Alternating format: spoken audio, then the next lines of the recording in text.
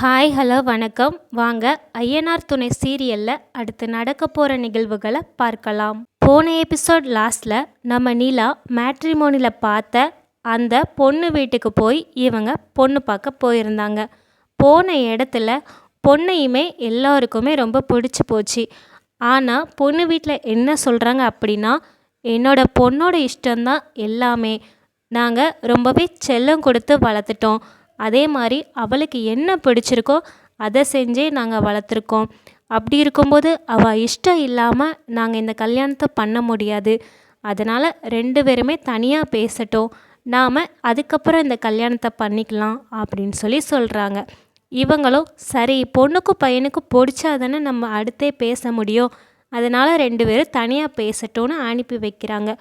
ஆனால் இதில் நம்ம சோழன், அப்புறம் பாண்டியன், பல்லவன் இவங்க 3 பேருக்குமே பெரிய டவுட். ஏன்னா நம்மளோட சேரனன்னா தனியாக போய் பேசினாலே சமையலை தவிர வேறு எதுவுமே பேசுனது கிடையாது.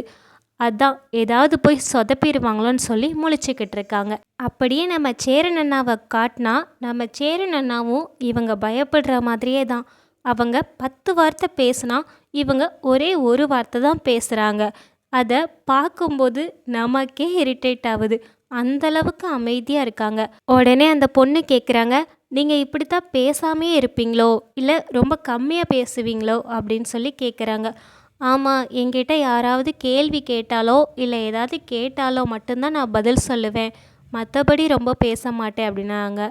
இருந்தாலும் அந்த பொண்ணு பேசுகிறதையும் பார்க்குறதையும் பார்த்தா அவங்களுக்கு நம்ம சேரன் அண்ணாவை பிடிச்சிருக்குங்கிற மாதிரி தான் இருக்குது. ஏன்னா அவங்க ரொம்ப சைலண்ட்டாகவும் இருக்கிறாங்க. அதே மாதிரி நம்ம சேரன் அண்ணா ரொம்பவே சைலண்ட்டாக இருக்காங்களா, அதனால தான் அவங்களுக்கு ரொம்ப பிடிச்சிருக்கு போல். அப்புறம் 2 பேருமே பேசிட்டு கீழே வராங்க. ஆனால் அதை 2 பேருன்னு சொல்லவே முடியாது. ஏன்னா நமக்கே தெரியும் சேரன் அண்ணா ஒன்றுமே பேசலை, அவங்க மட்டும்தான் பேசிக்கிட்டு இருந்தாங்க. 2 பேருமே பேசிட்டு கீழே வரவுமே எல்லாருமே இவங்களோட ஃபேஸ் ரியாக்ஷனை தான் கவனிக்கிறாங்க, என்னவா இருக்கும் அப்படின்னு. ஆனால் பொண்ணோட அப்பா ரொம்பவே தெளிவாக பேசுகிறாங்க.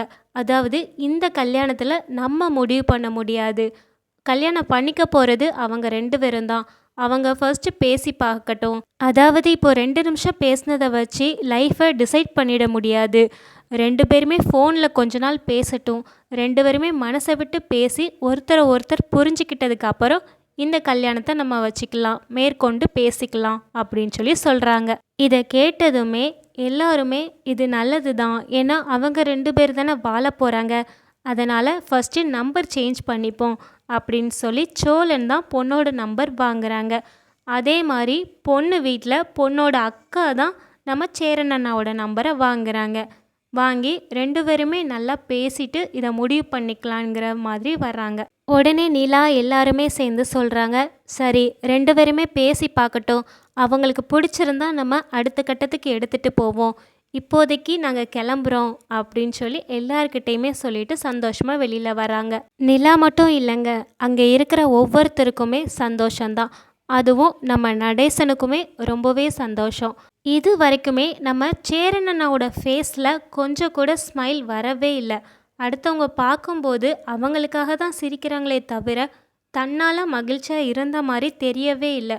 அவங்களோட மனசுக்குள்ளே இன்னுமே கார்த்திகாவோட நினப்பு தான் வாழ்ந்துக்கிட்டு இருக்கு. அதனால் இந்த கல்யாணம் எப்படி நடக்குங்கிறது யாருக்குமே தெரியலை. நம்மளும் பொறுத்திருந்து தான் பார்க்கணும். சரி, நீங்கள் சொல்லுங்கள், உங்களுக்கு இந்த வீடியோ பிடிச்சிருந்தா லைக் பண்ணுங்கள், உங்களுடைய கருத்துக்களை கமெண்ட் பண்ணுங்கள். தொடர்ந்து இந்த மாதிரி வீடியோக்களை பார்க்க நம்ம சேனலை சப்ஸ்கிரைப் பண்ணுங்கள். தேங்க்யூ ஃபார் வாட்சிங்.